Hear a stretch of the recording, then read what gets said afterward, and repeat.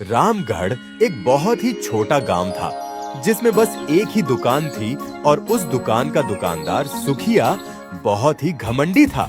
उसे इस बात का घमंड था कि गांव वालों के पास कुछ भी खरीदने के लिए उसकी दुकान में आने के अलावा और कोई चारा नहीं था, इसलिए वह सबसे बुरा व्यवहार करता था। सुखिया जी, हम कब से यहाँ खड़े हैं, अब तो सामान दे दो। अरे देख नहीं रहे कितनी गर्मी है, ठीक से पंखा भी नहीं करने देते। जल्दी जल्दी बताओ क्या चाहिए।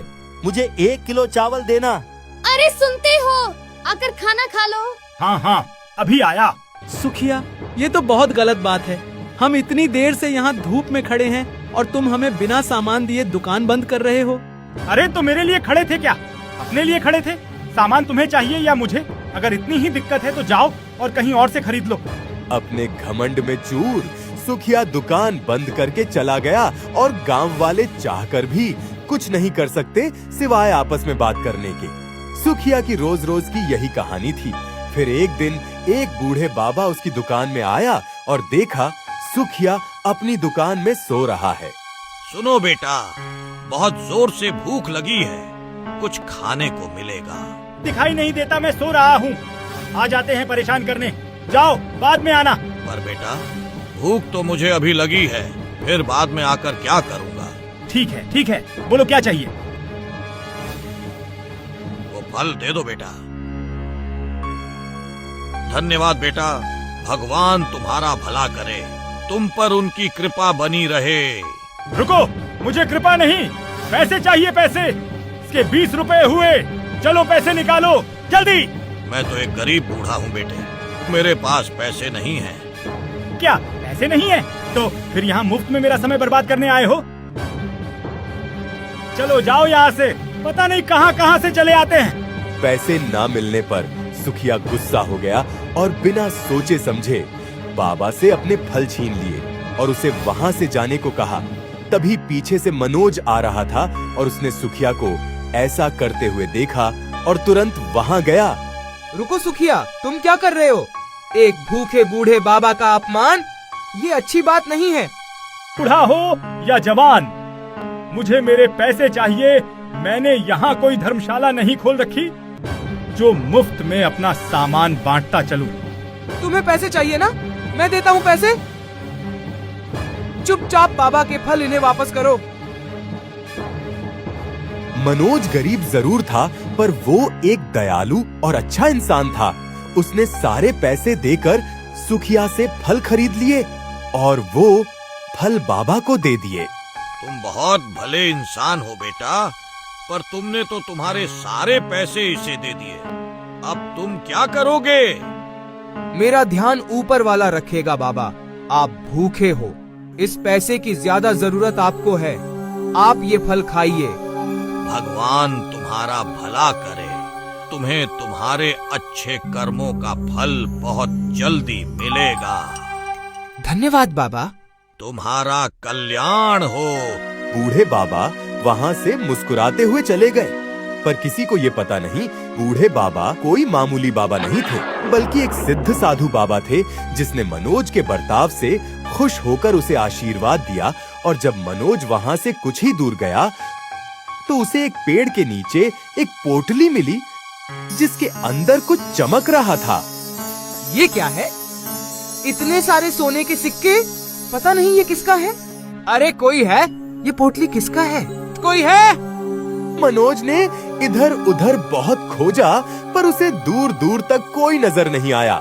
मनोज समझ गया कि जैसा कि बाबा ने उसे कहा था, शायद यही उसके अच्छे कर्मों का फल है। लगता है ये बाबा का चमत्कार है। उन्होंने जाते जाते मुझसे कहा था कि मुझे मेरे अच्छे कर्मों का फल जल्दी ही मिलेगा। मनोज सोने के सिक्के से भरी पोटली लेकर वहाँ से चला गया और उसे बेचकर जो भी पैसे उसे मिले उसे उसने गांव में एक नई दुकान खोली जिससे लोगों को सुखिया जैसे घमंडी दुकानदार से छुटकारा मिल पाए।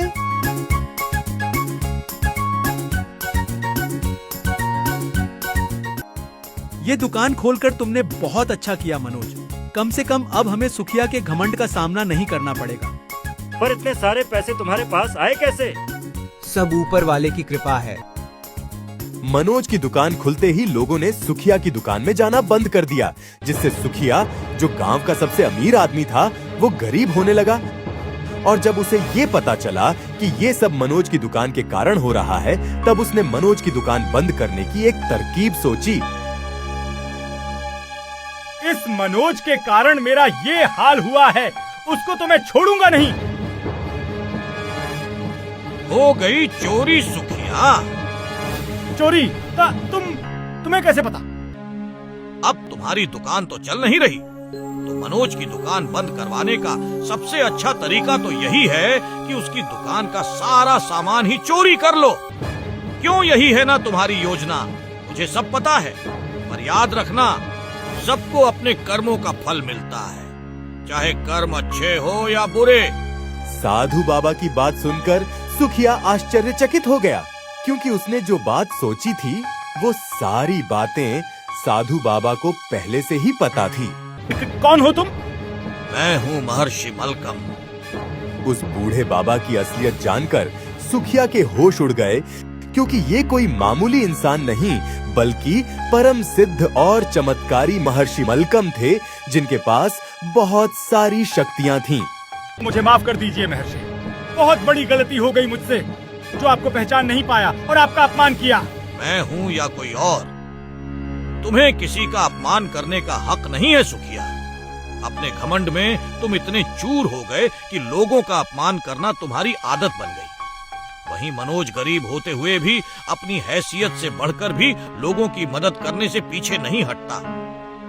इसलिए तो वो अपने अच्छे कर्मों से फल से आज अमीर हो गया और तुम अपने बुरे कर्मों से गरीब हो गए। मुझे माफ कर दीजिए, मुझे अपना सबक मिल चुका है। अब मैं कभी किसी से बुरा व्यवहार नहीं करूंगा। ठीक है, इस बात को याद रखना और मनोज की दुकान का सारा सामान वापस रख दो। जो आज्ञा बाबा, आपका बहुत बहुत धन्यवाद। महर्षि मलकम वहां से गायब हो गए और सुखिया को उसका सबक मिल चुका था। उसने तुरंत चुराया हुआ सामान मनोज के दुकान में रख दिया और वहां से चला गया। उसके बाद सुखिया का घमंड हमेशा के लिए खत्म हो गया। धीरे धीरे उसके अच्छे व्यवहार के कारण लोग फिर से उसकी दुकान में आने लगे और अब रामगढ़ में 2 दुकान थे।